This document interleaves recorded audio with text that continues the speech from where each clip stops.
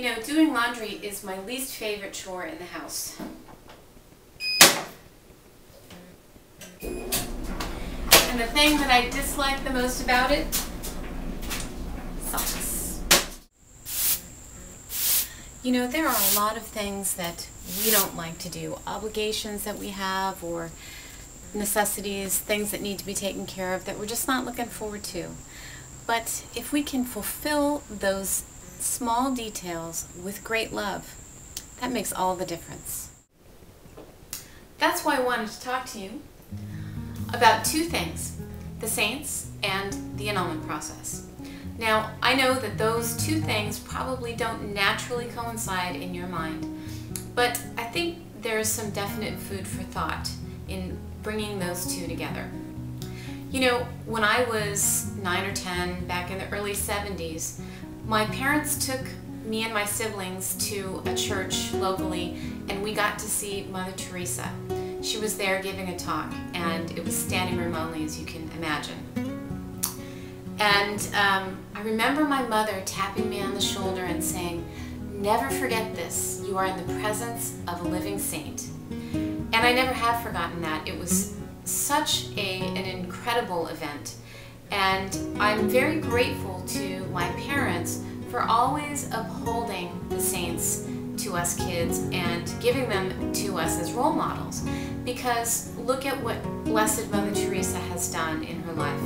She lived the very minute details of her life with great love.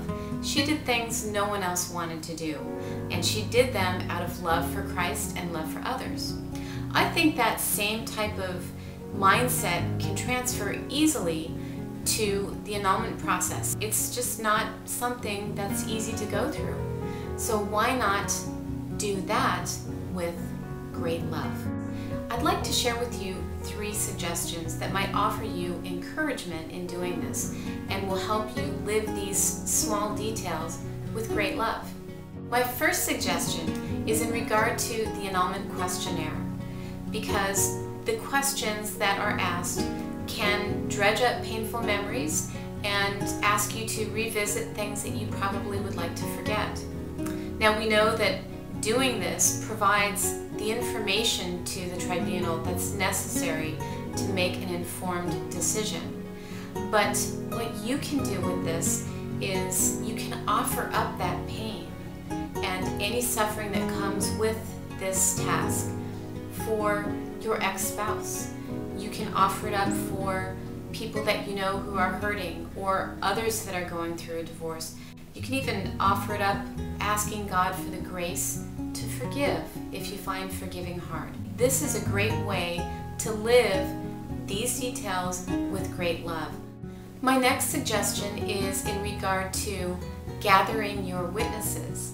Now, this may be a very awkward and uncomfortable situation where you've got to find 5 people who will answer a questionnaire as well and give their testimony about what they witnessed in your relationship with your ex-spouse. But here is a great opportunity to practice humility and reliance on God, to ask for the wisdom to ask the right people, pray for that wisdom, and then humbly, just sincerely go to these people and ask them to do this for you. It's a great lesson in humility, and humility builds a beautiful heart. And here's my last suggestion, probably one of the most important, and that is in regard to the waiting period.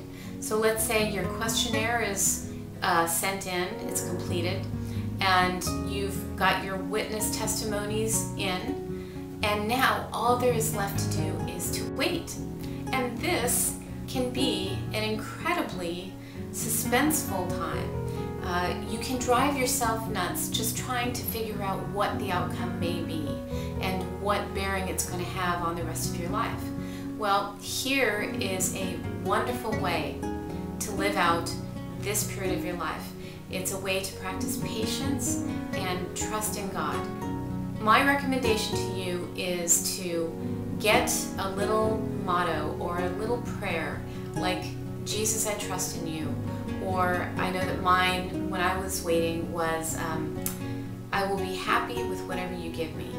And just have something, some little prayer, something, to say like that, that when the emotions overwhelm you and you just feel like you've got to know what's going to happen, just say that little prayer. Jesus, I trust in you. I will be happy with whatever you give me.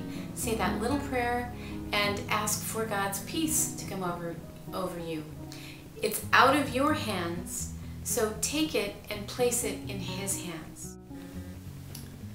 So, not only are my steps hopefully going to encourage you, but there are ways that you can live this period of your life with great love, which is not easy to do, but it is steps on the path to sainthood, because this is how the saints lived their lives. They suffered with love. So I really do hope that these encourage you, and please know that I'm praying for you, and pray for me too, because I don't think I know where the mate to this is. I'm Lisa Duffy. Thank you for spending some time with me, and I look forward to the next time.